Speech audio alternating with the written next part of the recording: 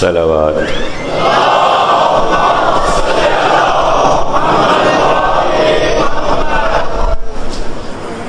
اعوذ باللہ السمیع العلیم من الشیطان اللعین الرجیم. بسم اللہ الرحمن الرحیم. الحمد للہ الذی الیہ مصائر الخلق وعواقب الامر. نحمده علی عظیم احسانہ ونیر لطفہ وبرہانہ ونوامی فضلہ وامتنانہ. لم یلد سبحانہ فیکون فی العز مشارکا ولم یولد فیکون مورثا ہالکا. لم یتقدمہ وقت ولا زمان ولم یتاورہ زیادۃ ولا نقصان.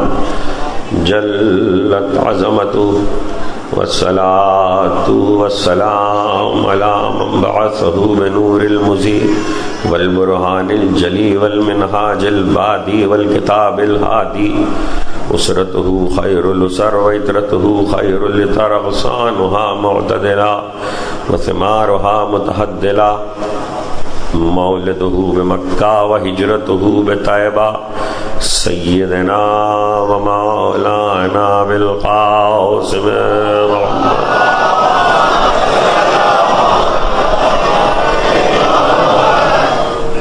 وأهل بيته الطيبين الطاهرين المعصومين المظلومين الذين أذهب الله عنهم الرجس وطهرهم تطهيرا.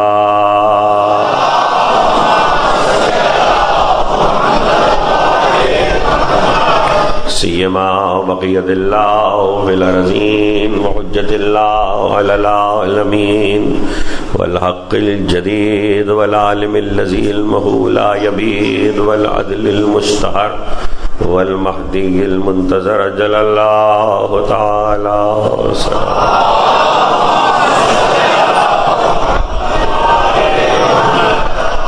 ولعنة الدائمة الباقية على أعدائهم ومنكر فضائلهم وغاصب حقوقهم أجمعين من يوم ظلمهم إلى يوم الدين. أما بعد فقد قال الله سبحانه وتعالى في محكم كتابه الحكيم یا بنی آدم خذوا زینتکم عند کل مسجد. صلوات.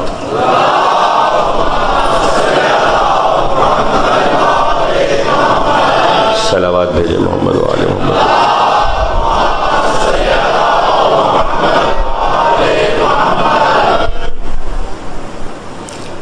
سب سے پہلے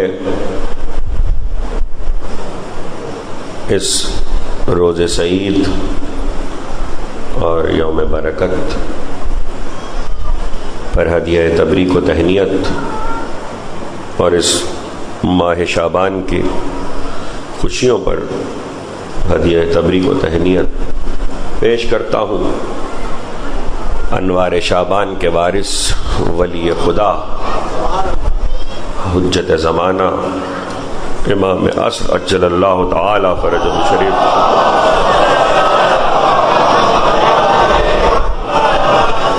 خدمت اقدس میں اور آپ تمام اہل ایمان کو اپنی جانب سے مبارکباد پیش کرتا ہوں. درود بھیجے محمد و آل محمد.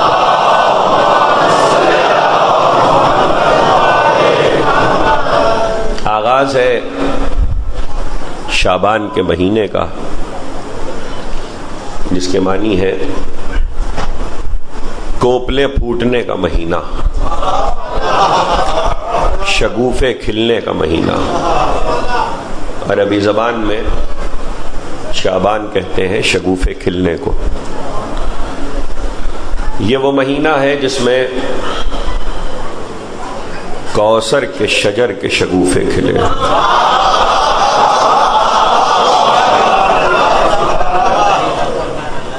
شجر کوثر پہ بہار آئی ہے، اور ایک پھول نہیں، پھول کے بعد پھول، پھر پھول کے بعد پھول، پھر پھول کے بعد پھول، پھر ایسے پھول تو کھلے جو آنکھوں سے پردہ کر گئے، لیکن ایسا پھول بھی کھلا جس کی بہار ابھی زمانے میں زندہ ہے۔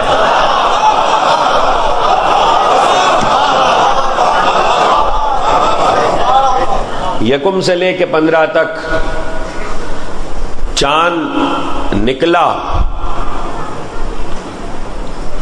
تو علی کے گھر میں بہار آئی، اور بہار بھی ایسی کہ جو رحمت ہے، اس لیے کہ بیٹی رحمت ہوتی ہے، بیٹی رحمت ہوتی ہے۔ چاند نکلا تو علی کے گھر میں رحمت کی بہار آئی۔ چاند چڑھتے چڑھتے کوثر کا شجر مکمل ہو گیا، 14 تک پہنچا تو 12ویں نور کا ظہور، جس کی آنے کی طرف سب کی نگاہیں لگی ہوئی ہیں۔ ہماری نگاہیں لگی ہوئی ہیں، کوئی کمال نہیں۔ 12ویں کے آنے پہ ہماری نگاہیں لگی ہوئی ہیں، کوئی کمال نہیں ہے۔ ارے جو کسی کو نہیں دیکھتا اس خدا کی نگاہیں لگی ہوئی ہیں۔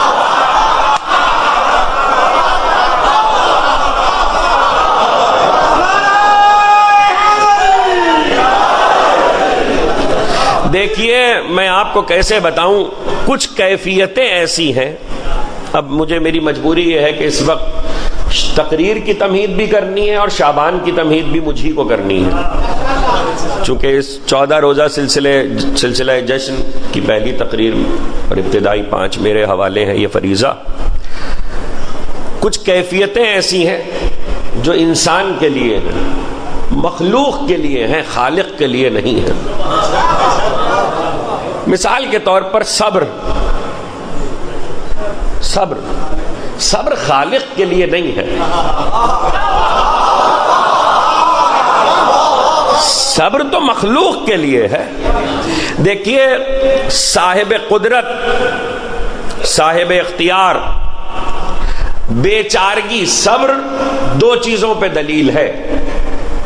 2 طرح کا صبر ہوتا ہے، ایک صبر ہوتا ہے بے اختیاری میں، دوسرا صبر ہوتا ہے اختیار کے ساتھ، اور دونوں صبر کو ملا مت دیجیے گا، اس لیے کہ بے اختیاری کا صبر ہم کرتے ہیں، اختیار کا صبر معصوم کرتا ہے۔ معصوم کا صبر بے اختیاری کا نہیں ہوتا، بے چارگی کا نہیں ہوتا۔ ہماری کیفیت ہے بے چارگی ہے، بے چارگی میں صبر کرتے ہیں۔ اسی طرح اور بہت سی چیزیں ہیں۔ عجلت بشر کی صفت ہے، مخلوق کی صفت ہے۔ عجلت پسندی خالق کی نہیں ہے۔ جس کو اپنے ہاتھ سے معاملے کے نکل جانے کا اندیشہ ہو یا خوف ہو، وہ جلد بازی کرے۔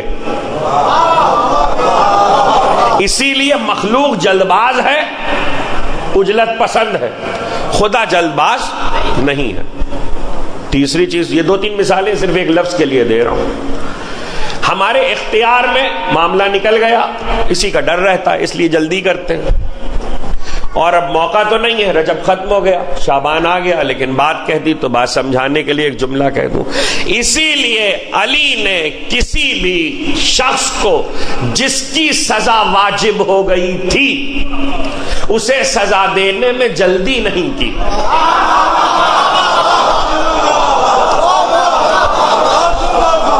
سزا دینے میں جلدی وہ کرے جس کے ہاتھ سے معاملات نکل رہے ہو، اسی لیے سزا دینے میں جلدی نہیں کی۔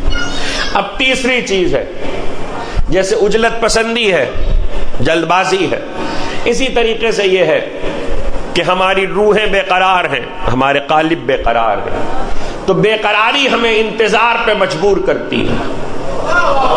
اور دوسری طرف جلد بازی یہ کہتی ہے جسے آنا ہے وہ جلدی آئے۔ ہم وقت کو کھینچ نہیں سکتے، ہمارے پاس وقت کو کھینچنے کا اختیار نہیں ہے، تو ہمیں اس وقت کو نہ کھینچنے کا جو اختیار ہمارے پاس وقت کھینچنے کا نہیں ہے، اس کیفیت میں ہمیں لامحالہ انتظار کرنا پڑتا ہے۔ وہ کائنات کا حاکم ہے، اس کے قبضہ قدرت میں کیا نہیں ہے؟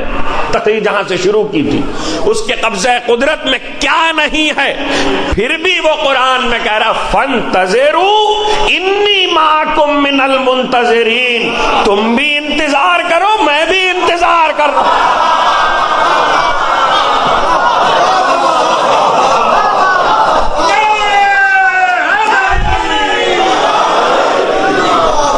فانتظروا انی معکم من المنتظرین۔ اور عجیب بات، یہ بھی نہیں کہا خدا نے کہ تم انتظار کرو تو میں بھی انتظار کر رہا ہوں، یہ نہیں کہا۔ انی معکم من المنتظرین، تم انتظار کرو میں تمہارے ساتھ انتظار کرنے والوں میں ہوں، میں تمہارے ساتھ انتظار کرنے والوں میں ہوں۔ کسی مقام پہ تقریر کرتے ہوئے لاہور میں کہا تھا کہ 4 مقامات قرآن میں ہیں، اب اس کی تفصیل میں نہیں جانا، کہ جہاں اللہ بندوں کے ساتھ ہے، شہادت گواہی انی معکم من الشاہدین، ان اللہ و ملائکتہ درود یلعنہم اللہ و یلعنہم اللاعنون، لعنت۔ 4 مقامات قرآن میں ہیں جہاں خدا بندوں کے ساتھ ہے۔ تم بھی گواہی دو، میں گواہی دینے والوں کے ساتھ گواہی دینے والوں میں ہوں۔ تم بھی درود بھیج رہے ہو میں بھی بھیج رہا ہوں، تم بھی لعنت کرو میں بھی کر رہا ہوں، تم بھی انتظار کرو، تم بھی انتظار کرو۔ انی معکم من المنتظرین، میں بھی تمہارے ساتھ انتظار کرنے والوں میں سے ہوں۔ یہ نہیں کہہ رہا ہے کہ تم بھی انتظار کرو میں بھی انتظار کر رہا ہوں، میں بھی انتظار کرنے والوں میں سے ہوں۔ میں فرق بتا دوں آپ کو اس کا، مجلس یہاں ہو رہی ہے، میں گھر میں بیٹھ کر رو لوں میر انیس کا مرثیہ پڑھ کر تو میں عزادار ہوں، سمجھو، گھر میں بیٹھ کر رو لوں میر انیس کا مرثیہ پڑھ کر تو میں عزادار ہوں، یہاں مجلس میں آ کے آپ میں شامل ہو جاؤں تو عزاداروں میں سے ہوں۔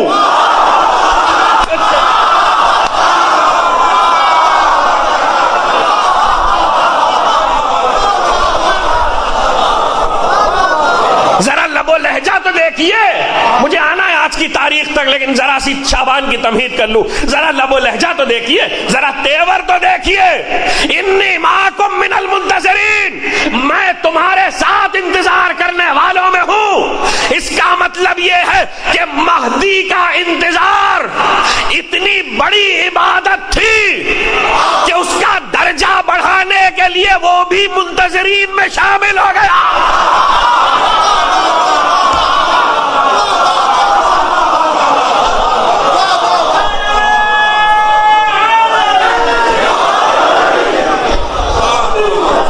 انتظار کرو انتظار کرو۔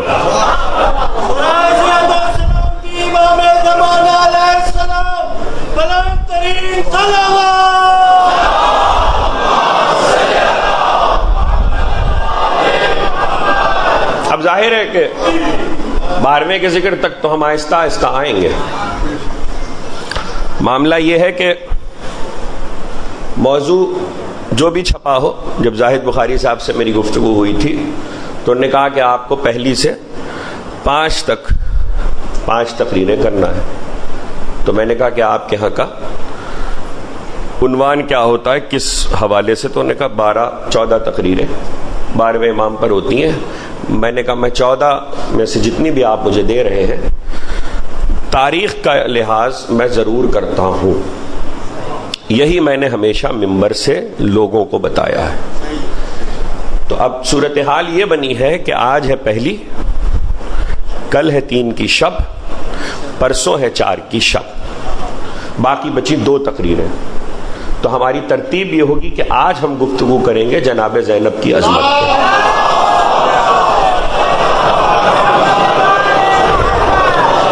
آج جناب زینب کی عظمت پہ گفتگو ہوگی، کل امام حسین پہ تقریر ہے، پرسوں حضرت ابوالفضل پر ہے، آخری 2 تقریریں حضرت حجت پر ہیں۔ صلوات بھیجے محمد۔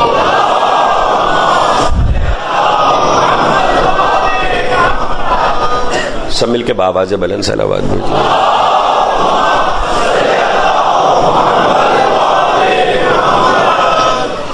شعبان کی یکم ہے، اور جیسا میں نے عرض کیا کہ بیٹی رحمت ہوتی ہے۔ اب میں کیسے آپ کو بتاؤں کہ 2 بیٹیاں ہیں اور دونوں کا تعارف ایک جملے میں کرا رہا ہوں۔ ایک ماں ہے، ایک بیٹی ہے، لیکن دونوں بیٹیاں ہیں۔ ایک ماں ہے، ایک بیٹی ہے، لیکن دونوں بیٹیاں ہیں۔ ایک جملے میں تعارف کرا رہا ہوں، اور وہ ایک جملہ یہ ہے کہ جو ماں ہے وہ بیٹی ہے کہ رحمت کے گھر میں رحمت ہے۔ توجہ کیجیے گا، وہ جو ماں ہے وہ بیٹی ہے کہ رحمت کے گھر میں رحمت ہے، اور یہ جو بیٹی ہے یہ وہ بیٹی ہے کہ نعمت کے گھر میں رحمت ہے۔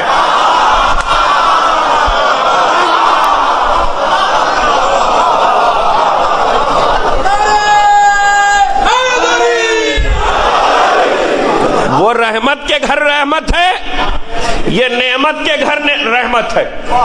اس لیے کہ نبی رحمت ہے، علی نعمت ہے۔ نبی رحمت ہے، علی نعمت ہے۔ موضوع نہیں ہے، مگر بات آ گئی تو جملہ سن لو۔ بچپن سے علماء سے سنا ہوگا، کوئی اختلاف علماء اسلام شیعہ سنی کسی مکتب میں نہیں ہے کہ بیٹی رحمت ہوتی ہے، بیٹا نعمت۔ پیغمبر سے پوچھا گیا کیوں؟ پیغمبر نے کہا کہ رحمت پہ سوال نہیں ہوتا، نعمت پہ سوال ہوتا ہے تو جواب دینا پڑتا ہے۔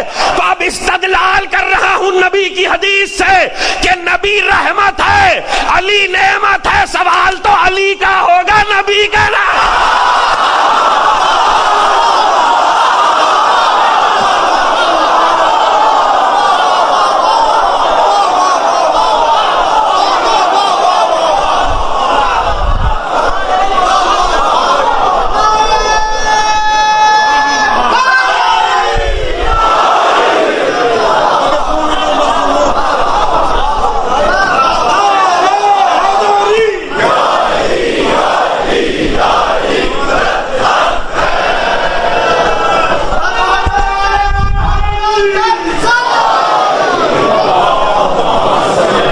رحمت پہ سوال نہیں ہے، نعمت پہ سوال ہے۔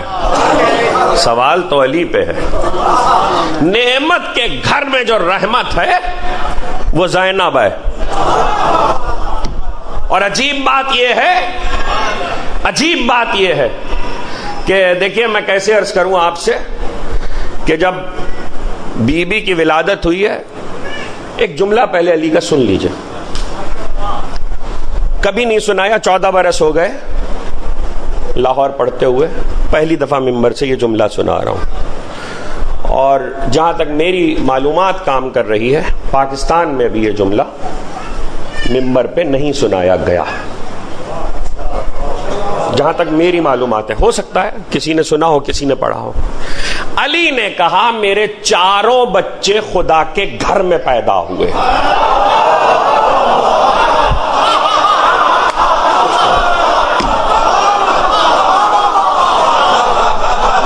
میرے 4 بچے خدا کے گھر میں پیدا ہوئے۔ وہ آپ کی آواز سے اور داس سے اور چہروں کے اثر سے مجھے معلوم ہو جاتا ہے کہ کس تک جملہ کتنا پہنچا ہے۔ سمجھ میں آ گیا مجھے۔ مولا کا جملہ ہے کہ میرے 4 بچے خدا کے گھر میں پیدا ہوئے۔ اس بات کو سمجھنا ضروری ہے کہ علی نے کہا کیا ہے۔ علی نے کہا کیا ہے؟ دیکھیے میں کیسے آپ سے عرض کروں، قرآن مجید میں میری اس بات کو یاد رکھیے گا، میں نے ممبر سے بارہا مختلف طریقے سے کہی ہے، آج پھر ایک اور نئے رخ سے کہہ رہا ہوں اہل بیت کی حیات کا کوئی گوشہ ایسا نہیں ہے جس کی دلیل قرآن میں نہ ہو.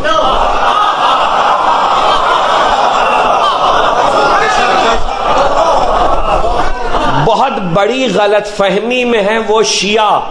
غیر شیعہ سے میں کبھی خطاب کرتا ہی نہیں ہوں، میں صرف شیعوں سے خطاب کرتا ہوں، اس لیے کہہ رہا ہوں. بہت بڑی غلط فہمی میں ہے وہ شیعہ جو یہ سمجھتے ہیں کہ ممبروں پر اگر اہل بیت کی سیرت تاریخ سے سنائی جا رہی ہے تو وہ تاریخ ہے.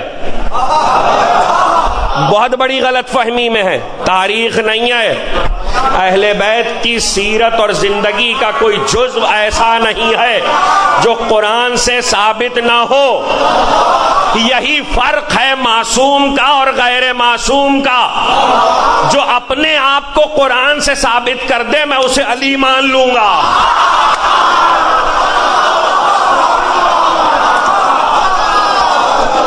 صاحب عصمت غیر معصوم اور معصوم کا فرق لوگ یاد رکھیں. بنی ہاشم کے گھر کی ایک ایک شخصیت، اور اس میں کوئی کلام نہیں ہے. عصمت کے معاملے میں پہلے بھی کئی دفعہ کہہ چکا ہوں، آج تو خیر بات ہے، موضوع ہے، اس لیے کہہ رہا ہوں. عصمت کے معاملے میں لوگ یاد رکھیں عصمت دو قسم کی ہے، عصمت کبریٰ اور عصمت صغریٰ. ابھی اس کی تفصیل بھی آ جائے گی، بتوفیق الہی بتائی دے محمد و آل محمد. چاہے اہل بیت کے گھر کا وہ فرد عصمت کبریٰ پہ فائز ہو، چاہے عصمت صغریٰ پر.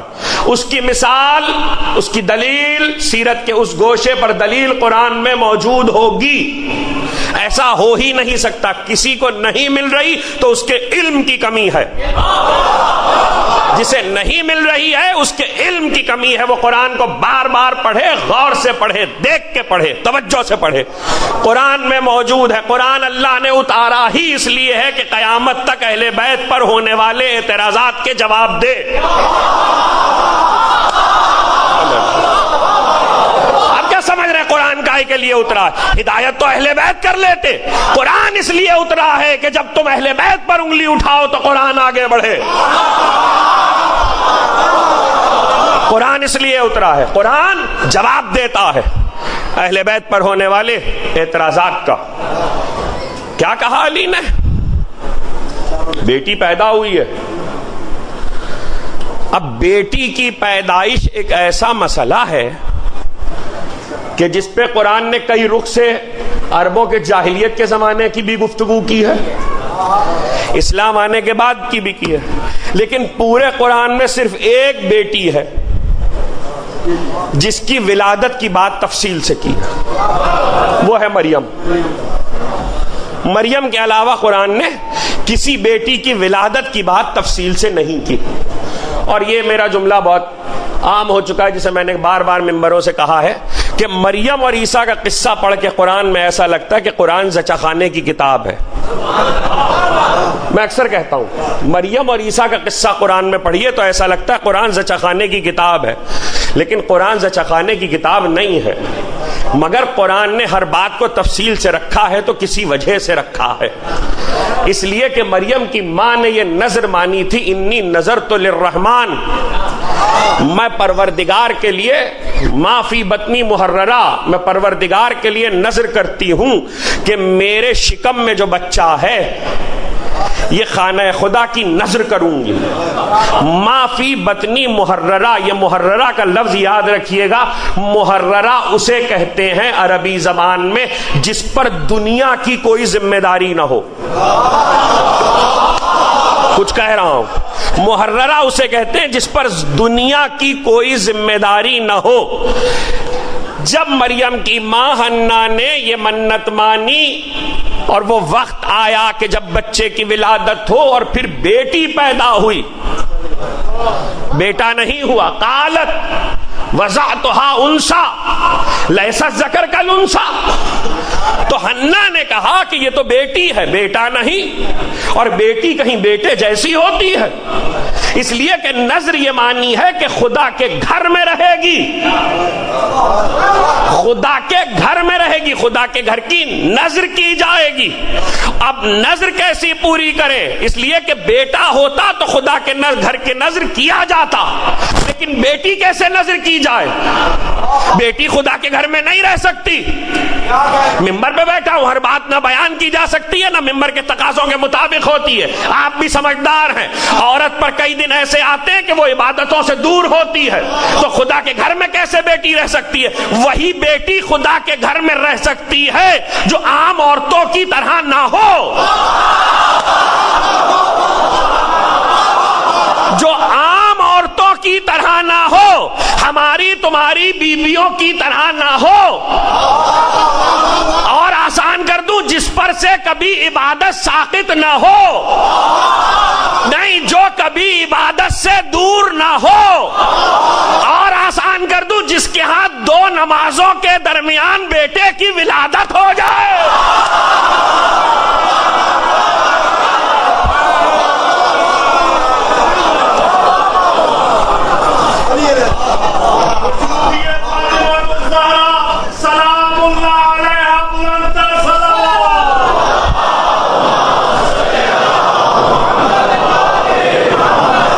مریم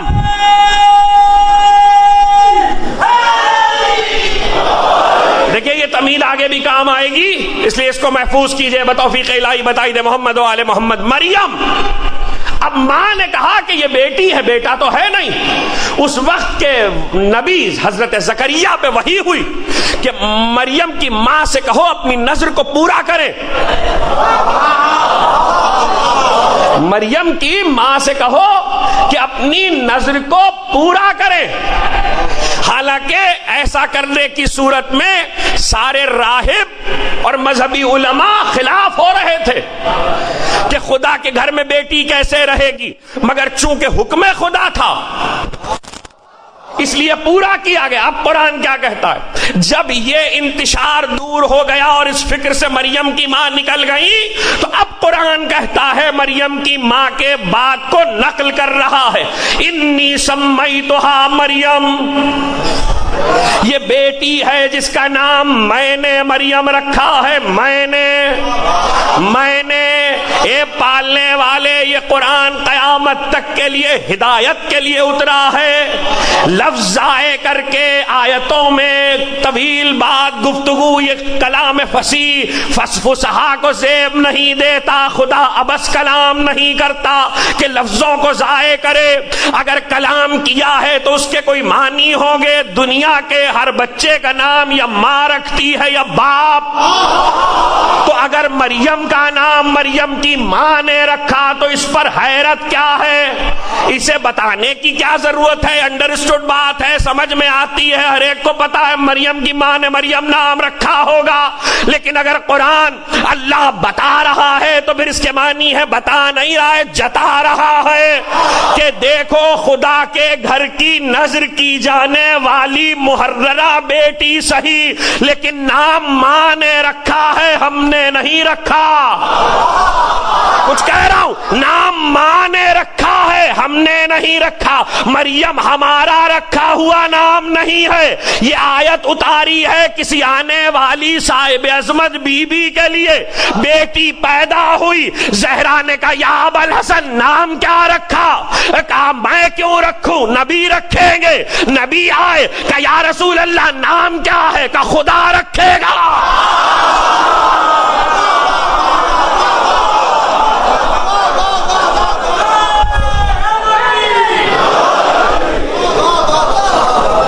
خدا رکھے گا.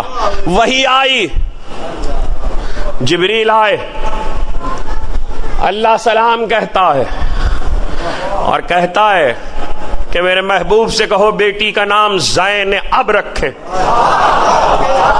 وہی آئی ہے نا، وہی جیسے حسن و حسین کا نام وہی سے آیا،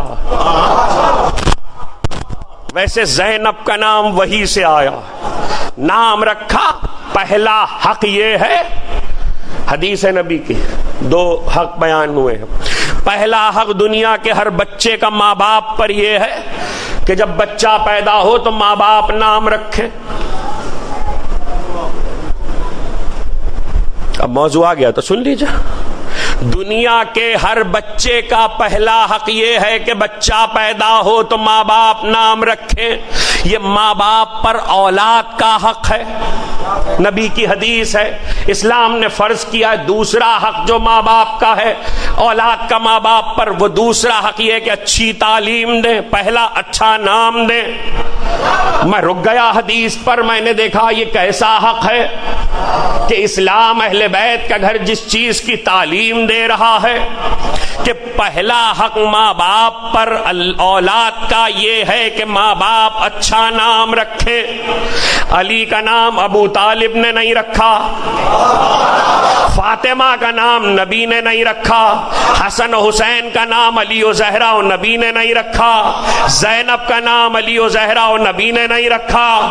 بھائی جب ان کی اولادیں ہیں تو نام یہ خود کیوں نہیں رکھتے؟ اللہ کیوں رکھتا ہے؟ اللہ کیوں رکھتا ہے؟ نام خود کیوں نہیں رکھتے؟ اب جاؤ، آپ ہر چیز سے اختلاف کر سکتے ہیں، معصوم کے قول سے نہیں۔ اب جائیے مفاتی میں جو عرفے کی زیارت امام حسین کی ہے، روز عرفہ پڑھنے کی، اس کا فقرہ پڑھیے گا، اس میں یہ راز کھلا، السلام علیکم یا آل اللہ، اے اللہ کی آل تم پر سلام۔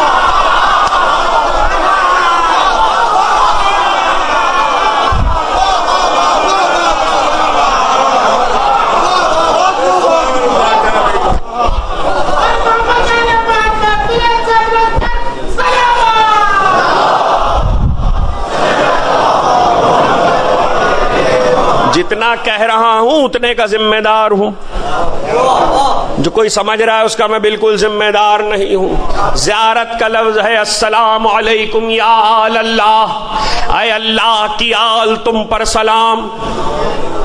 اس لیے چونکہ آل اللہ قرار دیا، اس لیے نام بھی وہ رکھتا ہے۔ پیدائش کے بعد، دنیا میں آنے کے بعد دوسرا بڑا فرض جو ہے وہ ایک ایسا ہے جو آپ کے لیے بھی ہے، سب کے لیے ہے، اور نہیں تعلیم تو فرض ہے لیکن ایک اور فرض بیچ میں ہے جو ماں باپ پر فرض ہے، وہ ہے عقیقہ۔ عقیقہ، عقیقے کا حکم یہ ہے، اور بڑی شد و مت کے ساتھ ابھی اگر میں گنوانا شروع کروں اہل بیت کے گھر کے عقیقے تو گھنٹے سے اوپر کی تقریر صرف اس موضوع پر ہو سکتی ہے کہ اہل بیت کے گھر میں کس کے عقیقے کس طرح ہوئے۔ اور یہ بھی میں آپ کو بتا دوں کہ بچے کی پیدائش پر عقیقہ کرنا 5 ولیمے ہیں اسلام میں، 5 اسلام میں 5 ولیمے ہیں۔ ایک ولیمہ عقیقے کا ہے، ابھی پچھلے دنوں 13 رجب کی کسی تقریر میں تفصیل بیان کر چکا، یہاں وہ ساری باتیں نہیں کرنی، لیکن بات آ گئی اس لیے اشارہ کر رہا ہوں۔ ایک ولیمہ کہتے ہیں پورے کھانے کو، پورا کھانا جس میں کھانے کے تمام انواع و اقسام جو اس عہد کے ہوں وہ رائج ہوں وہ پیش کیے جائیں، پورا کھانا ولیمہ کہلاتا ہے۔ 5 ہیں ولیمے۔ گھر بنانے کا، بچے کی نیا گھر بنایا، اسلام کہتا ہے ولیمہ کرو، مومنوں کو کھانا کھلاؤ۔ حج کر کے آئے، ولیمہ کرو، مومنوں کو کھانا کھلاؤ۔ گھوڑا چڑھائی ایک رسم ہے، اس کا ولیمہ کرو، عقیقے کا ولیمہ کرو، اور یہ بچے کی پیدائش کے فوراً بعد۔ اور 5واں ولیمہ شادی کا ولیمہ ہے جو آپ کو پتہ ہی ہے۔ یہ 5 ولیمے ہیں، لیکن یہ بھی میں آپ کو بتا دوں ولیمہ ابو طالب کی ایجاد ہے۔ ابو طالب سے پہلے کوئی لفظ ولیمہ سے واقف نہیں تھا۔ ابو طالب نے ولیمہ شروع کیا، اور پہلا ولیمہ بچے کی پیدائش پر ہوا۔ پہلا ولیمہ تاریخ بشر میں، بنی آدم کی تاریخ میں نبی کا ہوا جو ابو طالب نے کیا۔ اور یہ یاد رکھیے گا، اس جملے کی قیمت دنیا میں کوئی ادا نہیں کر سکتا کہ نبی کا ولیمہ ابو طالب نے کیا تھا تو پھر ابو طالب کی نسل میں سب کا ولیمہ نبی نے کیا۔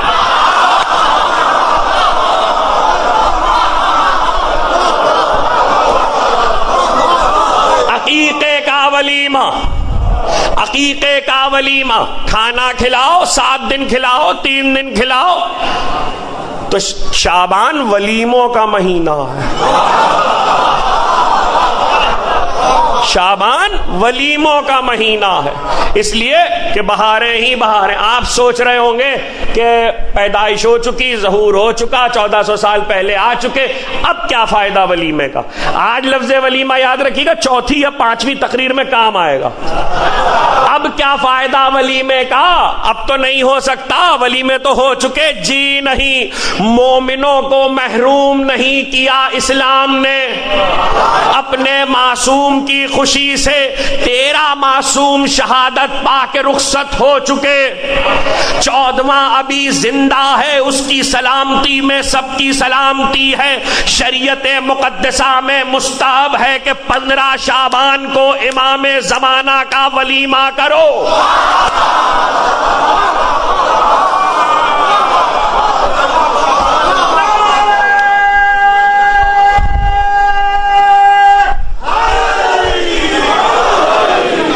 تفصیل جب امام پہ گفتگو ہوگی تب عرض کریں گے. شریعت میں مستحب ہے کہ 12ویں امام کا ولیمہ آپ بھی کریں. 2 چیزیں ہیں مستحب، بتا دوں، آج سے پہلے نہیں آیا، موضوع ذکر نہیں ہوا. ایک، جب بقرعید میں قربانی کریں تو ایک جانور امام کی طرف سے قربان کریں، مستحب ہے حضرت کی طرف سے، جیسے طواف کرنا زمانے کے امام کی طرف سے مستحب ہے، اسی طریقے سے قربانی کرنا. اور دوسرا یہ کہ 15 شعبان کو حضرت کے دنیا میں آنے کا ولیمہ. ولیمہ کیا؟ مومنوں کو کھانا کھلانا. اور فائدہ اس کا یہ بتا دوں کہ ہر وہ تاریخ جس کا تعلق آل محمد کی خوشی سے ہے، ہر وہ تاریخ اس میں 2 ساری باتیں آ گئیں، کافی ہے یہ جملہ. ہر وہ تاریخ جس کا تعلق آل محمد کی خوشی سے ہے. علی کی ایک حدیث ہے کہ یہ دنیا حلالہا حساب و حرامہا عقاب. اس دنیا کے حلال پر حساب ہے، حرام پر عقاب ہے، عذاب ہے. لیکن ہر وہ تاریخ جو ائمہ کی، اہل بیت کی خوشی سے تعلق رکھتی ہے، اس تاریخ پر پیسہ خرچ کرو، کپڑے بناؤ، کھانا کھلاؤ، کسی چیز کا حساب نہیں ہوتا. مرفوع القلم کہلاتا ہے وہ دن، یعنی اس دن حساب کا قلم اٹھا لیا جاتا ہے معصوم کی برکت کی وجہ سے. زینب دنیا میں آئی تو ولیمہ نبی نے کیا، تقریر یہاں سے مڑی تھی، ولیمہ کیا پیغمبر نے. اور قرآن جب یہ کہہ رہا تھا، بات میں نے روکی ہے مریم کے ذکر پر، میں واپس آؤں گا. قرآن جب یہ کہہ رہا تھا کہ انی سمیتھا مریم، میں نے اس کا نام مریم رکھا، ماں نے کہا، تو اب اس کے بعد قرآن خاموش نہیں ہو گیا، بلکہ کچھ آگے کے مرحلے بھی ہیں. اور وہ مرحلے یہ ہیں کہ اس کے بعد مریم کو خانہ خدا کی نذر کر دیا گیا، اور اس 9 سال تک مریم خدا کے گھر میں رہی، پروان چڑھی، پلی، وہیں کھانا آتا تھا جنت سے. مریم باہر نہیں نکلی، مریم کی پیدائش باہر ہوئی ہے. 9 سال تک خدا کے گھر میں رہی ہیں. جب وقت ولادت عیسیٰ آیا ہے تب باہر نکلی ہیں، اور کہا گیا آپ چلی جاؤ، اب یہاں نہیں ٹھہر سکتی، یہ خدا کا گھر ہے. مریم کو بھیج دیا گیا. کہنا اتنا تھا کہ خدا کے گھر میں مریم کو ٹھہرا کر قرآن نے اتنا تو بتایا کہ عورت رہ سکتی ہے اگر مریم جیسی معصومہ ہو خدا کے گھر میں، مگر پیدا تو نہیں ہوئی نہ مریم خدا کے گھر میں پیدا ہوئی، نہ عیسیٰ. علی نے کیا کہا؟ میرے 4 بچے خدا کے گھر میں پیدا ہوئے. جیسے علی خدا کے گھر میں پیدا ہوئے تھے، آپ کہیں گے کعبے میں پیدا ہوئے تھے علی. حسن و حسین تو زہرا کے گھر میں پیدا ہوئے ہیں، زینب کلثوم تو فاطمہ کے حجرے میں پیدا ہوئی ہیں.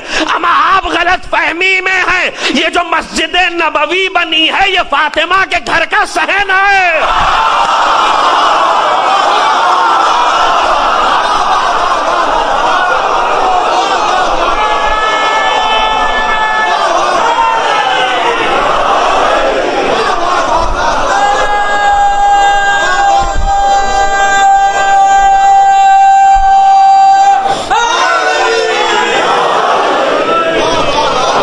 سیدہ کے گھر کا آنگن ہے مسجد، مسجد میں زہرا کا گھر نہیں بنا ہے، زہرا کے گھر کے آنگن میں خدا کے گھر مسجد بنی ہے، خدا کا گھر، یہ خدا کا گھر زہرا کے گھر کا آنگن ہے، اس لیے زہرا رہتی بھی خدا کے گھر میں ہے، بچے آئے بھی خدا کے گھر میں ہیں، علی کی اولاد بھی علی کی طرح خدا کے گھر میں آئی ہے، تبھی تو نبی نے سب کے دروازے بند کر دیے،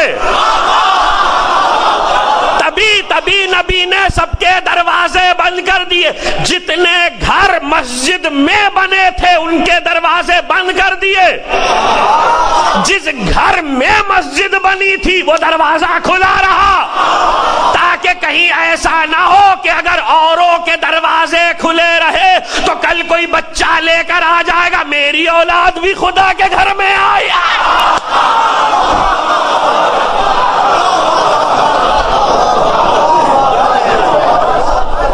زینب مریم کی عظمت اپنی جگہ، اب وہ بات کہہ رہا ہوں، ابھی تقریر سے پہلے مجھ سے انہوں نے کہا، میں ممبر سے نام لینے کا عادی نہیں ہوں اس لیے اس بحث میں نہیں جاتا، میرا مقصد صرف ہوتا ہے کہ غلط بات ہوئی ہے تو اس کی اصلاح کر دی جائے، افراد سے مجھے کوئی بیر نہیں ہوتا، مقصد ممبر کا ہے اصلاح کرنا، کہ کسی نے بھی حال ہی میں لاہور کی کسی مجلس میں پڑھنے والے نے یہ کہا کہ زینب معصومہ نہیں ہے، مجھے کہنے والے پر کوئی حیرت نہیں ہے، مجھے حیرت ان لوگوں پر ہے جو سن کے گھر چلے آئے، ہاں آپ ہو کوئی ہو ایکس وائی زیڈ الف بے پے تے، جو بھی سن کر آتا ہے اس طرح کی بات وہ ذمہ دار ہے۔ میں بار بار لاہور کے ممبروں سے کہہ رہا ہوں کہ دیکھیے یہ کہنا ہم تو مجلس میں گئے تھے، ہم یہ بھی سن لیتے ہیں، ہم وہ بھی سن لیتے ہیں، اس کا جواب آپ روز محشر دے نہیں سکیں گے، کوئی نہیں دے سکے گا، سیدہ کو منہ دکھانا ہے، رسول کو منہ دکھانا ہے، ہر فرد کی ذمہ داری ہے کہ غلط کو غلط کہے، اور اگر غلط پڑھا جائے تو جا کے پوچھیں۔ عجیب بات یہ ہے کہ یہاں لوگ صحیح پڑھنے والوں سے تو پوچھتے ہیں، غلط پڑھنے والوں سے کوئی نہیں پوچھتا۔ زینب معصومہ نہیں ہے، علی نے کہا میرے چاروں بچے خدا کے گھر میں پیدا ہوئے ہیں، توجہ، علی نے کہا میرے چاروں بچے خدا کے گھر میں پیدا ہوئے ہیں، تو خدا کے گھر میں پیدا ہوئی زینب، مریم معصومہ صحیح خدا کے گھر میں رہ سکتی ہیں، پیدا نہیں ہو سکتی،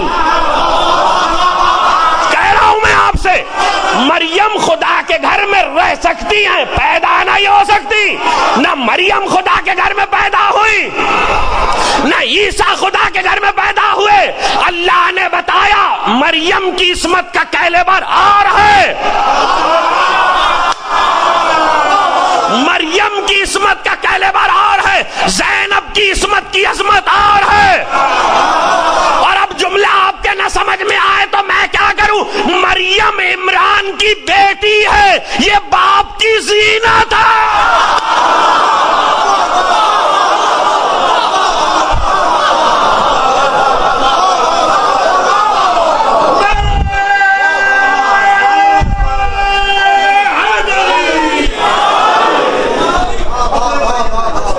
دیکھیے میں ابھی حیات پہ تو نہیں آیا، وقت ہوا تو آ جاؤں گا، لیکن ابھی عظمت پہ گفتگو ہے۔ ایک دلیل میں نے آپ کو دے دی قرآن سے اور حدیث سے، دوسری دلیل خدا نے نام رکھا زینب، باپ کی زینت، اس پہ تھوڑی دیر بعد بات کروں گا، تیسری دلیل پہلے سن لیجئے، وہ ضروری ہے سننا۔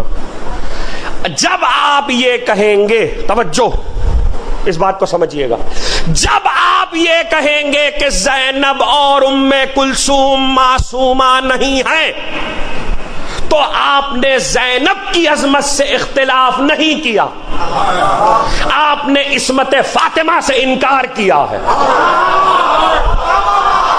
سمجھے اس بات کو میں کیا کہہ رہا ہوں؟ جب آپ کہیں گے کہ زینب معصومہ نہیں ہے تو اس کا مطلب ہے آپ نے فاطمہ کی عصمت سے انکار کیا ہے، اس لیے کہ فاطمہ کی آغوش کا کیلیبر یہ ہے کہ غیر معصوم پلتا ہی نہیں ہے۔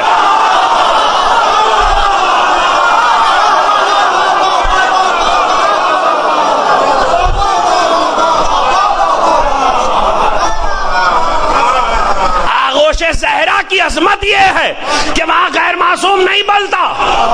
دیکھیے حسن و حسین امام ہے، یہ ان کی عظمت ہے. لیکن اب پرسوں چونکہ گفتگو کرنی ہے اس لیے جملہ آج کہہ دوں. بات ہے زہرا کی. زہرا کی گود میں بچہ جو بھی آئے گا معصوم ہوگا، اس لیے کہ غیر عصمت اس آغوش کی حدود میں نہیں آ سکتا. فاطمہ کی آغوش دلیل ہے عصمت کی. میں کیسے آپ کو سمجھاؤں کہ حدیث کے موضوع بدل جائے گا مگر دلیل دینا. حدیث قصہ میں ہم فاطمہ و ابوہا و بالوہا و بنوہا کا مطلب کیا ہے؟ یہ زہرا سے تعارف کیوں کرایا؟ عصمت نبی محتاج ہے زہرا کی عصمت کی. عصمت علی محتاج ہے زہرا کی عصمت کی. عصمت ائمہ محتاج ہے زہرا کی عصمت کی. اس لیے کہ نبی کو اللہ نے کہا تھا اگر زہرا کو خلق کرنے کا ارادہ نہ ہوتا نہ میں تمہیں پیدا کرتا نہ علی کو پیدا کرتا. اب جب حدیث قصہ میں کہہ رہی آواز دی ہم فاطمہ، کون؟ خدا کہہ رہا ہم فاطمہ و ابوہا و بالوہا و بنوہا، تو تعارف کرا کے بتایا کہ زہرا کا جو باپ ہوگا معصوم ہوگا،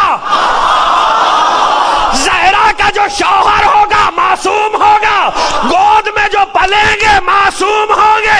اب جملہ نہ ضائع کرنا، پہلی شعبان سے 4 شعبان تک پہنچ گیا. زہرا کی گود میں جو پلیں گے معصوم ہوں گے. ارے زہرا اگر کسی کو بیٹا کہہ دے وہ بھی معصوم ہو جاتا.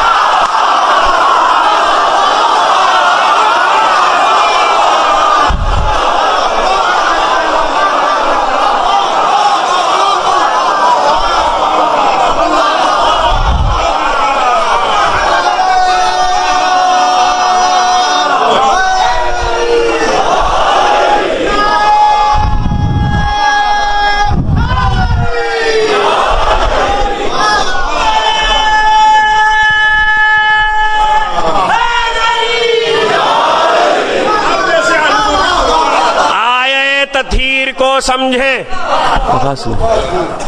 ریٹرن نہیں مل رہا مجھے نہیں سنائی دے رہا کہ میں کیا بول رہا ہوں. نہیں آپ کو جا رہی ہے، مجھے نہیں سنائی دے رہا کہ میں کیا بول رہا ہوں. ریٹرن دیں مجھے. پہلے صحیح تھی، تھوڑی سی آواز ڈسٹرب ہوئی. صلوات بھیجیں محمد وآل.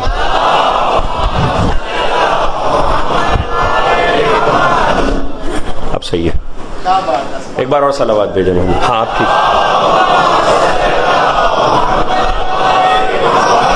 دیکھیے اگر آپ یہ نہیں سمجھے کہ زہرا کی گود میں پلنے والا معصوم ہوتا ہے، زہرا کسی کو بیٹا کہہ دیں تو وہ بھی معصوم ہے. معصوم ہے، معصوم ہے. عباس کی عصمت پہ بات نہیں کرو، عباس کی عصمت پہ بات نہیں کرو، زینب کی عصمت پہ بات نہیں کرو. اب میں ایسا جملہ کہہ رہا ہوں جو ہر عقلی نقلی دلیل سے ہٹ کے کہہ رہا ہوں. ارے زینب کی عصمت پہ بات مت کرو، تمہیں عباس سے ڈر نہیں لگتا؟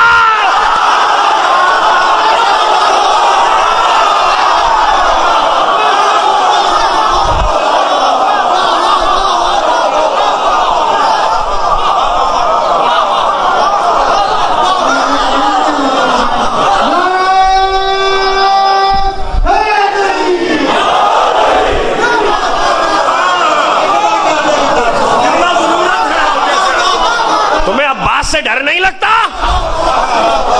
اگر کسی نے اٹھ کر یہ کہا، اگر کسی نے اٹھ کر یہ کہا کہ زینب معصومہ نہیں ہے یا عباس معصومہ نہیں ہے، اس کے معنی یہ سمجھ لیجئے وہ آیہ تطہیر کے معنی اور مطلب سے جاہل ہے. اسے آیہ تطہیر کے معنی نہیں معلوم. معلوم ہو نہ معلوم ہو، ایمان تو رکھو. کہہ رہا ہوں معنی معلوم ہو نہ معلوم ہو، ایمان تو رکھو. آیہ تطہیر کا صاف مطلب یہ ہے کہ عصمت کا مرکز ہے فاطمہ. عصمت کا مرکز ہے فاطمہ. دنیا میں جسے بھی عصمت ملے گی زہرا کی وجہ سے ملے گی. زہرا سے ہٹ کر کہیں اور عصمت نہیں ہے. یہ ہے تیسری دلیل. دوسری دلیل روک لی تھی. زین اب، باپ کی زینت. دیکھیے میں کیسے عرض کروں آپ سے کہ اس کیلیبر کے نام یا کنیت یا لقب یا خطاب، اردو میں آپ جو بھی کہہ لیں، عربی میں الگ الگ ہے، تقسیم ہے. کنیت اور ہوتی ہے، نام اور ہوتا ہے، لقب اور ہوتا ہے، خطاب اور ہوتا ہے. اردو میں سب ایک ہی ہے، اس لیے کہہ رہا ہوں. اس کیلیبر کے تاریخ بشریت میں کل 3 الفاظ ہیں، چوتھا کوئی نہیں ہے. پہلے تو زینب کا کیلیبر سمجھے کہ زینب ہے کیا. تاریخ بشریت میں، تاریخ آدم و عالم میں اس کیلیبر کے کل 3 الفاظ ہیں، چوتھا کوئی لفظ نہیں ہے. پہلا ہے ام ابیہا، باپ کی ماں. دوسرا ہے زین اب، باپ کی زینت. تیسرا ہے سکینہ.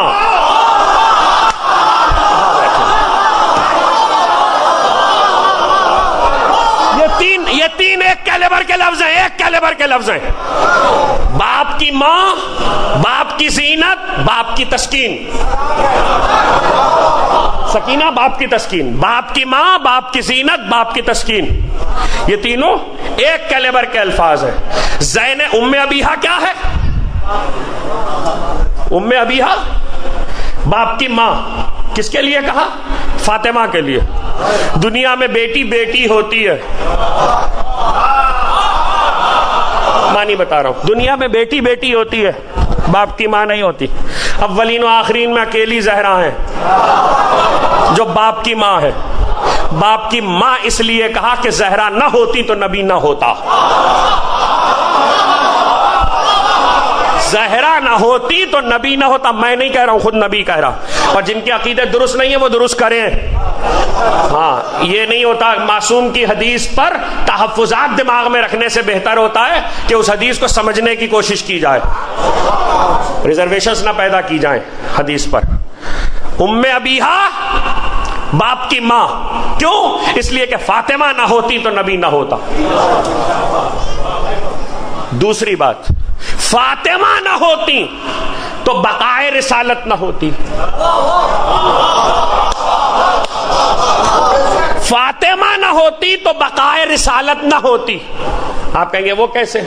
فاطمہ کوثر ہے. ابتر کا دانہ دینے والے یہی سمجھے تھے کہ نبی کے ساتھ نبی کا دین بھی ختم ہو جائے گا. کچھ کہہ رہا ہوں. اب تقریر جدھر جا رہی ہے، اب مجھے نہیں پتا، بات کو میں مکمل کر کے ممبر سے اتروں گا. بتوفیق الہی بتائی دے محمد و آل محمد.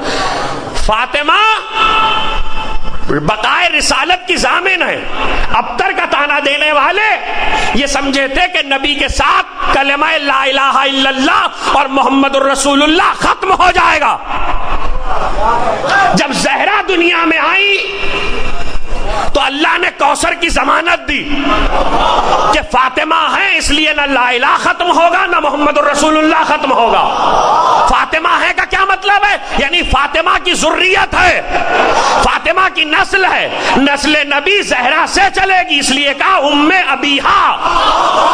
ام ابیہا رسول ہے تو فاطمہ سے ہے، فاطمہ کی وجہ سے ہے. تو اب زینب کے معنی سمجھاؤں. باپ کی زینت اسی لا الہ محمد الرسول اللہ کے آخری ٹکڑے علی ولی اللہ کو کربلا میں خطرہ تھا. کچھ کہہ رہا ہوں. کربلا میں خطرہ تھا علی ولی اللہ کو.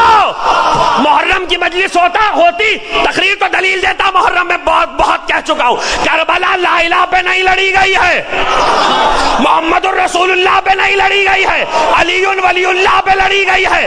کربلا میں خطرہ تھا علی ولی اللہ کو. حسین قتل ہو گئے، اب جو حسین کو بچائے گا وہی علی ولی اللہ کو بچائے گا.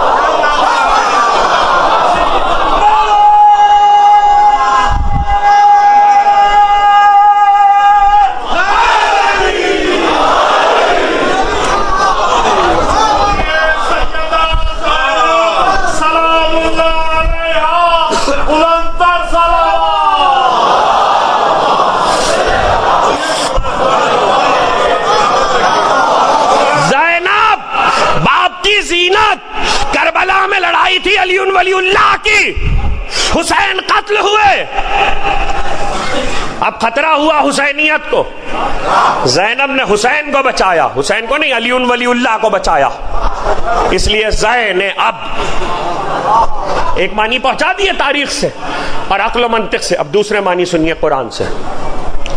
قرآن، زینت، باپ کی زینت۔ زینت کا حکم اسلام میں بہت سے مقامات پر ہے، اور بہت ساری زینتیں الگ الگ مختلف چیزوں کے لیے قرار دی گئی ہیں۔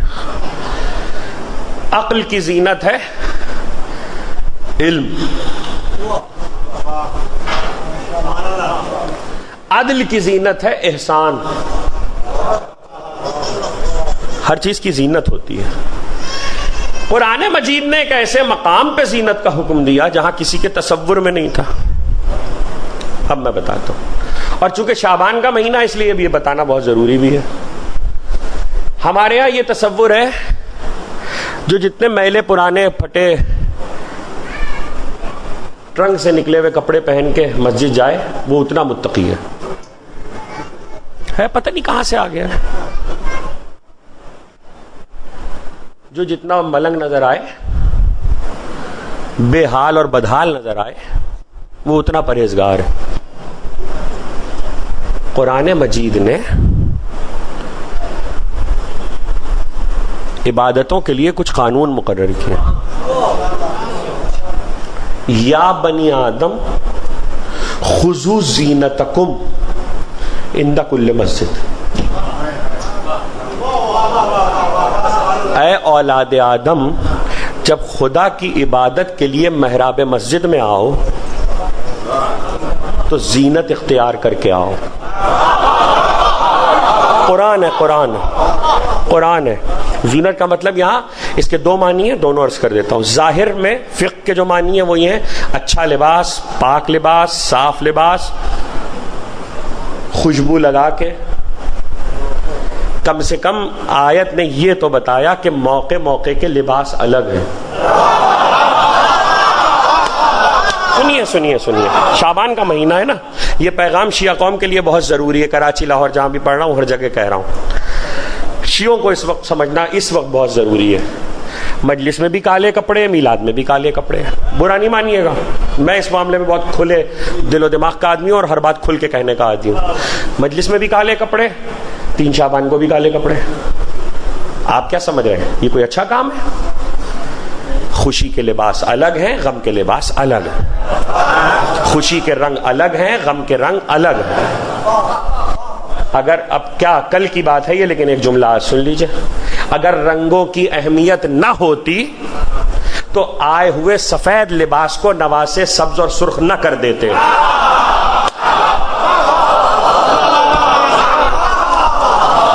آئے ہوئے سفید لباس کو نواسوں نے سبز اور سرخ کر دیا۔ یہ رنگوں کی اہمیت ہے، راز ہے، عرض کریں گے ان کے بھی راز ہیں، وہ بھی ذکر ہوگا جب بات آئے گی۔ بتوفیق الہی بتائی دے محمد وعلیہ۔ ابھی موچی دروازے میں باب الحوائج کے سلسلے کی مجلسوں میں تفصیل سے بات کی تھی، تو وہاں یہ جملہ کہا تھا، صرف رنگ نہیں، صرف لباس نہیں، یہ ضروری ہے کہ اس دور میں اس پیغام کو بھی سمجھا جائے۔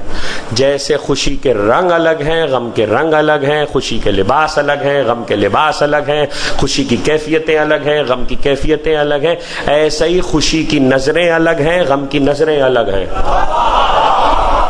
نظر یہ نظریں نہیں، نظر، مولا کی نظر غم کی اور ہے، خوشی کی اور ہے۔ عاشور کی نظر غم کی ہے، 22 رجب کی خوشی کی ہے، یہ پتہ ہونا چاہیے۔ ابھی ایک عجیب بات یہ ہوگی، وہ تو نظر ہے مولا کی، ہم تو اس لیے چلے گئے، شہادت کی شب میں بھی کر لی ہم نے، 25 رجب کی شب میں بھی کر لی، 28 رجب کی شب میں بھی کر لی، اس لیے مولا کی نظر ہے۔ مولا کی نظر خوشی کی اور ہے۔ عاشور کی فاقہ شکنی سوئیوں پہ نہیں ہوتی، عاشور کی فاقہ شکنی سوئیوں پہ نہیں ہوتی۔ اس بات کو لوگ سمجھیں اور اس پیغام کو آگے بڑھائیں۔ اگر پھر بھی سمجھ میں نہیں آ رہا تو ایک جملہ کہہ کے بات کو بالکل صاف کر دوں، نظریں تولائی اور ہیں، تبرائی اور ہیں۔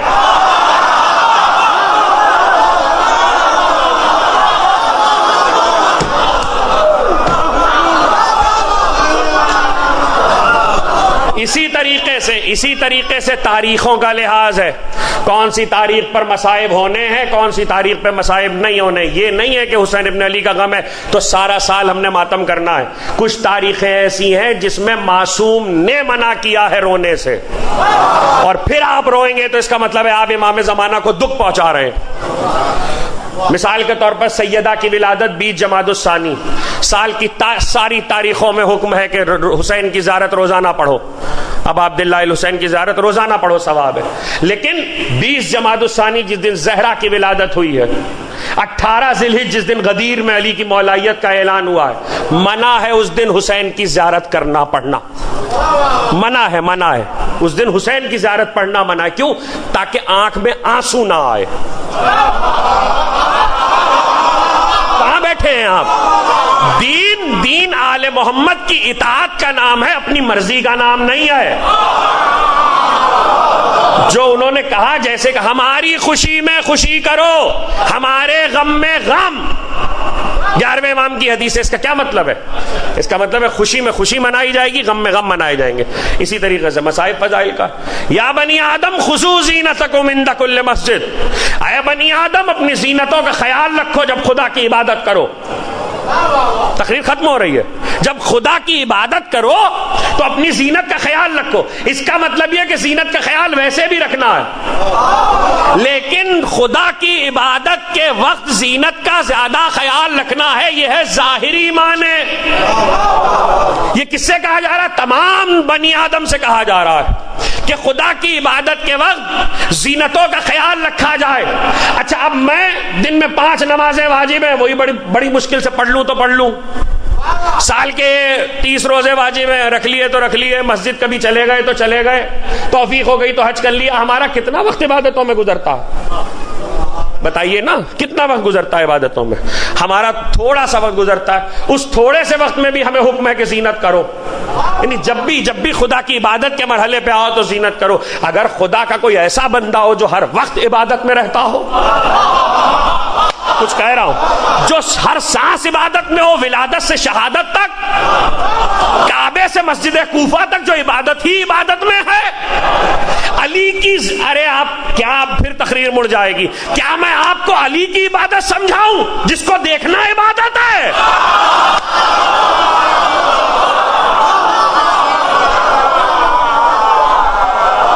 جس کو دیکھنا عبادت ہے، جس پہ نظر کرنا عبادت ہے، جس کی محبت دل میں رکھنا عبادت ہے، جس کا ذکر کرنا عبادت ہے، جس کی یاد رکھنا عبادت ہے، تو اس علی کی اپنی زندگی کیا ہوگی؟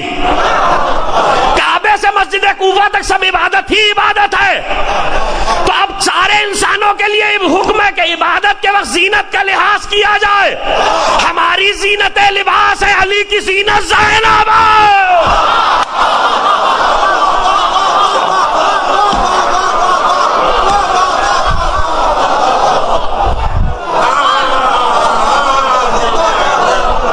علی کی زینت زینب ہے، زینب بیٹی باپ کی زینت ہے۔ اس کا مطلب یہ ہے کہ عبادتوں کی کیفیت میں، ذرا زینب کا مرتبہ تو دیکھیے، جس کا ہر لمحہ عبادت ہے، اس کی زینت زینب ہے۔ جس کا ہر لمحہ عبادت ہے، اس کی زینت زینب ہے۔ شاید آخری ایک جملہ ہو، اس کی زینت زینب ہے۔ دنیا میں کہیں بھی عورت کبھی مرد کا حوالہ نہیں بنی، عورت کبھی مرد کا حوالہ نہیں بنی۔ اصول بشریات کا یہ ہے، مرد ہمیشہ عورت کا حوالہ ہوتا ہے۔ بہن بھائی سے پہچانی جاتی ہے، بیٹی باپ سے، زوجہ شوہر سے، ماں بیٹے سے، عورت کبھی حوالہ نہیں بنتی۔ کائنات کی 2 بیویاں ہیں جو حوالہ بنی ہیں، یا فاطمہ یا زینب۔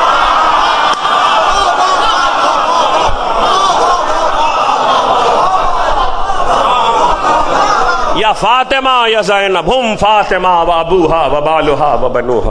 اور یا زینب، آپ کہیں گے زینب کب حوالہ بنی ہے؟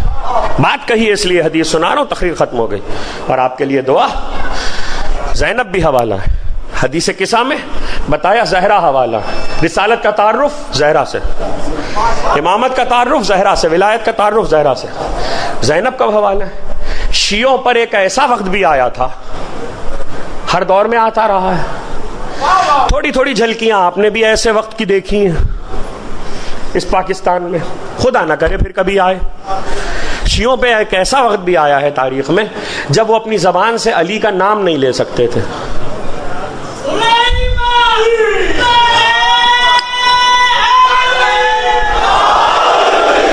جب وہ اپنی زبان سے علی کا نام نہیں لے سکتے تھے، ایسا وقت بھی شیعوں پر آیا تھا۔ لیکن علی کا نام نہیں لے سکتے تو دین رکتا تو نہیں ہے، دین کو تو تعطل میں نہیں ڈالا جا سکتا، تو اب کریں کیا؟ حدیثوں کو ایک دوسرے سے نقل کیسے کریں؟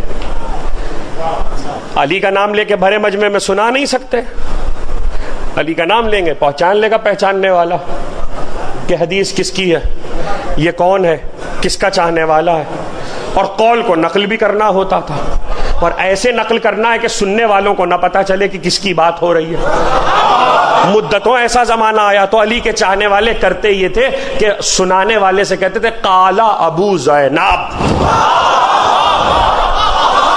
زینب کے باپ نے کہا۔ جو شیعہ ہوتا تھا سمجھ جاتا تھا، جو علی والا ہوتا تھا سمجھ جاتا تھا۔ آپ نے دیکھا بیٹی باپ کا حوالہ ہو گئی، کچھ کہہ رہا ہوں، بیٹی باپ کا حوالہ ہو گئی، ایسا حوالہ کہ جہاں وقت تو بہت ہو گیا مگر بی بی کا ذکر ہے۔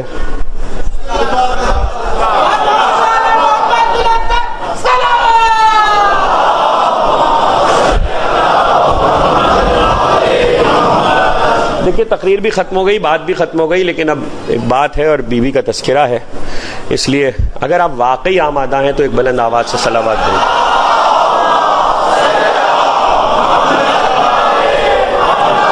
دیکھیے زینت کیسی ہے۔ اب ذرا جو قرآن پڑھے ہوئے بیٹھے ہیں وہ سورہ تحریم کی آیتیں یاد رکھیں، پھر میں آپ کو بتاتا ہوں۔ ہوا یہ کہ بات فضائل کی ہے، لیکن وقت ایسا ہے کہ ہوا یہ کہ جنگ صفین جب ہو رہی تھی، تو جنگ جمل پہلے، صفین ہوا یہ کہ ایک خط چلا میدان سے، ایک خط چلا میدان سے۔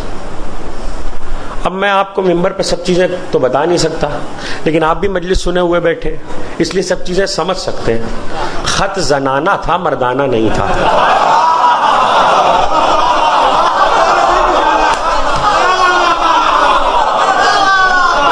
خط زنانہ تھا، مردانہ نہیں تھا۔ خط چلا، اچھا گیا کہاں یہ بھی سن لیجئے، اپنے ہم منصب کو۔ ہائے ہائے، اب میرے خیال میں بات پہنچ گئی ہوگی آپ کو۔ بصرے سے خط چلا، زنانہ خط، اور اپنی ہم منصب کو۔ علی لشکر لے کے میدان میں، وہاں سے خط آ رہا ہے، اور خط آ رہا ہے کسی کا کسی کے پاس، جس کے پاس ہے وہ میں آپ کو بتا چکا۔ جب وہ خط پہنچا تو اب یہ دو ہے نا، ایک مدینے میں ہے، ایک میدان میں ہے۔ آپ جانیں تو جو مدینے میں ہے، جب ان کے پاس خط آیا تو خط میں یہ لکھا گیا تھا، ایسا ہوتا ہے جنگوں میں، ہوتا ہے سیاست میں، ہوتا ہے، خط میں لکھا گیا تھا علی کے لشکر کے قدم ہم نے اکھاڑ دیے، اور علی کا لشکر الٹے قدموں بھاگ رہا ہے، اور فتح ہمارے قریب ہے، اور بس ہم جیت کے آنے ہی والے ہیں۔ اب جو یہ خط پہنچا تو مدینے کی عورتوں کو جمع کر کے دف پہ شعر گائے گئے، محفل جمائی گئی، اور اس شعر میں اشعار جو تھے وہ علی کے خلاف تھے۔ بھئی توجہ کیجیے گا، تقریر ختم ہو رہی ہے، زینت کیا ہے۔ وہ اشعار جو تھے وہ علی کے خلاف تھے۔ چونکہ بھری محفل بنائی گئی ہے اور محفل میں گائے گئے، اس لیے خبر تو مدینے میں ہو گئی سب کو۔ خبر ہوئی تو جناب ام سلمہ برہم ہو گئی. حضرت ام سلمہ رضی اللہ تعالی عنہا برہم ہو گئی اور ام سلمہ نے سر پہ چادر ڈالی. توجہ, سر پہ چادر ڈالی. جناب زینب نے کہا نانی کہاں جا رہی ہیں؟ جناب زینب نے کہا نانی کہاں جا رہی ہیں؟ ام سلمہ نے کہا ان کی خبر لینے جا رہی ہوں.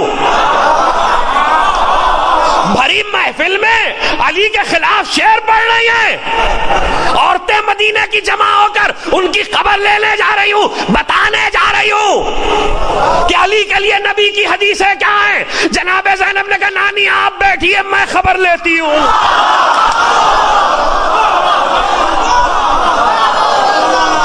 نانی اب میں نہ وقت ہے اور نہ تفصیل ہے اور قرآن آپ پڑھے ہوئے ہیں, تقریر تمام ہو رہی ہے. نانی آپ بیٹھیے میں خبر لیتی ہوں. جناب زینب چادر ڈال کے سر پہ چلی, اس گھر میں آئی جس گھر میں دف بج رہے تھے. توجہ, زینب کا قدم رکھنا تھا سناٹا ہو گیا. زینب کا قدم رکھنا تھا سناٹا ہو گیا. ایسی خاموشی تھی اگر سوئی بھی گرتی تو آواز سنی جاتی, چہروں کے رنگ اڑ گئے. سنو گے ہوا کیا؟ دف بجانے والیاں دف چھوڑ چھوڑ کے پچھلے قدموں محفل سے نکل گئیں. دف بجانے والیاں جو کرائے پہ منگوائی گئی تھی پچھلے قدموں محفل سے نکل گئی. زینب نے اس کو مخاطب کیا جس کے پاس خط آیا تھا اور کہا سنو, کیا سورہ تحریم بھول گئی؟ تم دونوں مل کے نبی کا نہ بگاڑ سکی, علی کا کیا بگاڑا؟